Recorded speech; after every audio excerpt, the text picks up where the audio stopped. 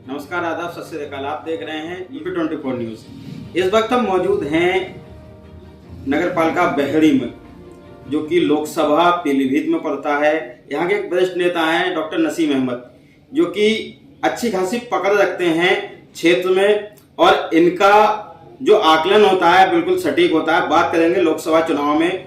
बहेड़ी एकमात्र ऐसा कस्बा है जिसकी करीबी लोकसभा पीलीभीत भी है, और कहीं ना कहीं ये बहेड़ी से असर पड़ता है बरेली लोकसभा में भी। हम बात करेंगे डॉक्टर नसीम अहमद से कि दोनों लोकसभाओं का क्या हाल है, और देश में जो हालात चल रहे हैं उस पर भी करेंगे चर्चा। स्वागत है हमारे चैनल में आपका बहुत बहुत धन्यवाद। डॉक्टर साहब, सबसे पहले ये जानना चाहेंगे, जिस तरह से इस समय बरेली लोकसभा और पीलीभीत लोकसभा में सिटिंग सांसदों के टिकट कटे हैं, उससे क्या फर्क पड़ेगा बीजेपी पे? देखिए, जो सेटिंग जो इनके जो भी यहाँ पे दोनों लोग कद्दावर नेता थे और कई बार के सांसद थे, तो वरिष्ठ लोग मंत्रालय में भी रहे, तो उनका रसूख था, असर था, और ज़मीन पे लोगों से जुड़े हुए थे। तो इसका जो सीनियर नेताओं हैं उसका असर, जो नए कैंडिडेट हैं उन्हें ज़्यादा मेहनत करना पड़ेगी लड़ाई में आने के लिए। और ये देखने को मिल रहा है कि जो है पुरानों का सहयोग ले रहे हैं। और अभी बरेली लोकसभा में काफ़ी समय है, 7 मई को वहाँ चुनाव होगा।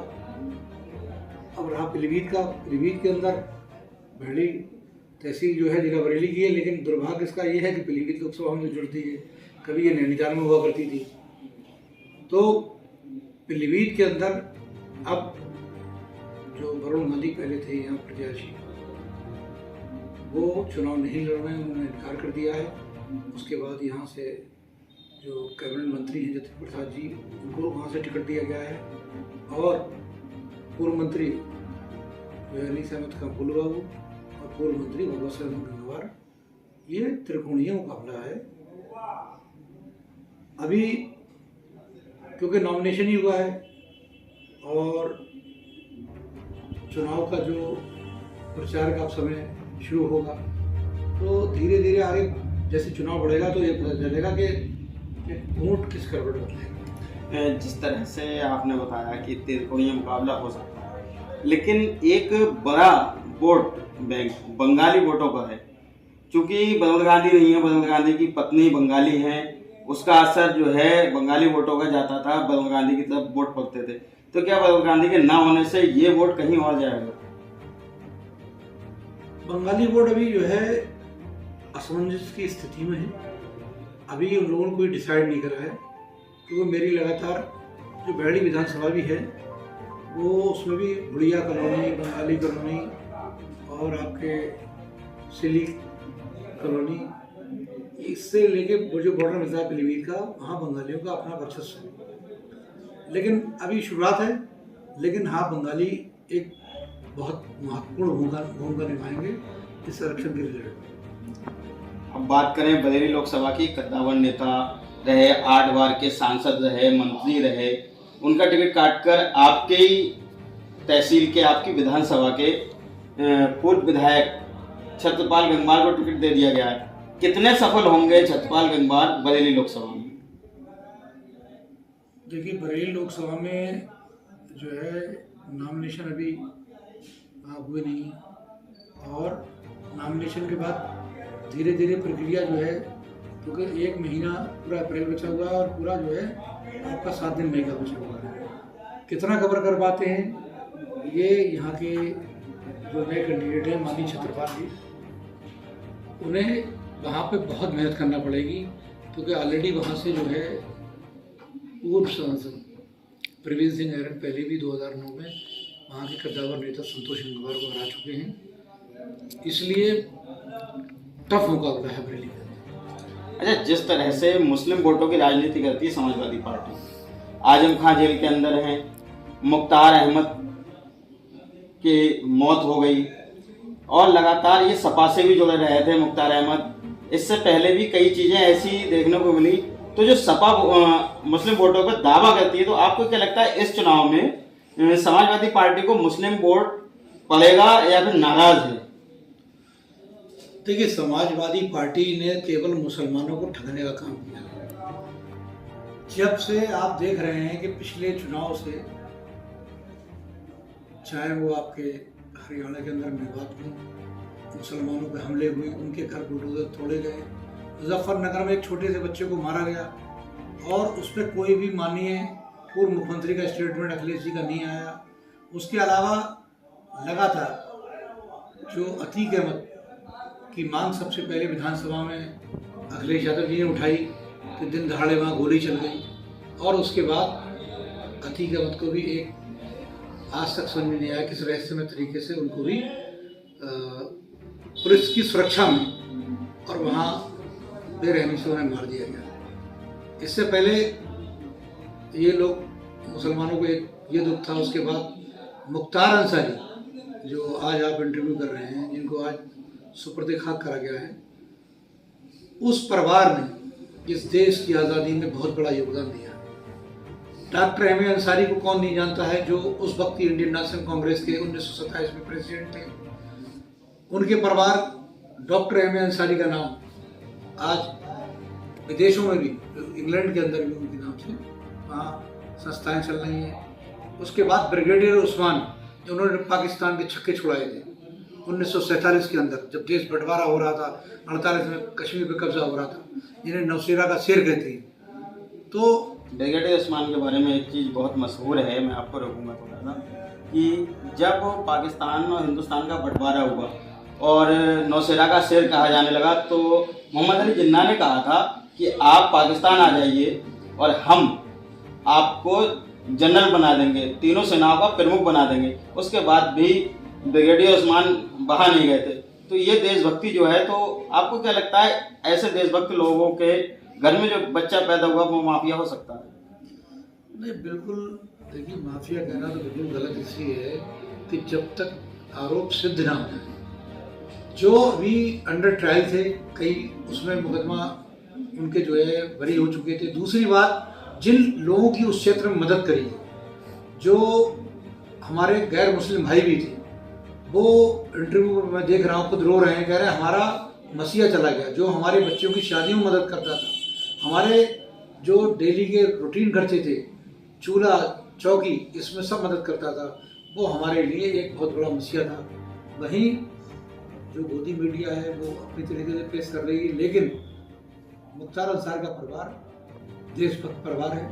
उन्होंने, उनके चाचा उपराष्ट्रपति रहे देश के, हामिद अंसारी, और आज भी मौजूदा 2 विधायक उनके घर से हैं। उनका बेटा भी है विधायक, और जनता जिसे चुनती है इसके माने कहीं ना कहीं जनता में उनको लोग चाहते हैं, उनको प्यार करते हैं। उनका भतीजा भी वो जो है, वो से जो है मोहम्मदाबाद से मन्नू अंसारी, वो भी जो है विधायक है। मौजूदा सांसद जो उनके बड़े भाई अफजल अंसारी। एक घर में 3 जो चुने हुए प्रतिनिधि है, तो जनता केवल क्या एक धर्म के लोग जिता सकते हैं? 10% मुस्लिम है उनकी विधानसभा क्षेत्र में, सिर्फ 10% मुस्लिम, बाकी 90% गैर मुस्लिम वोट है।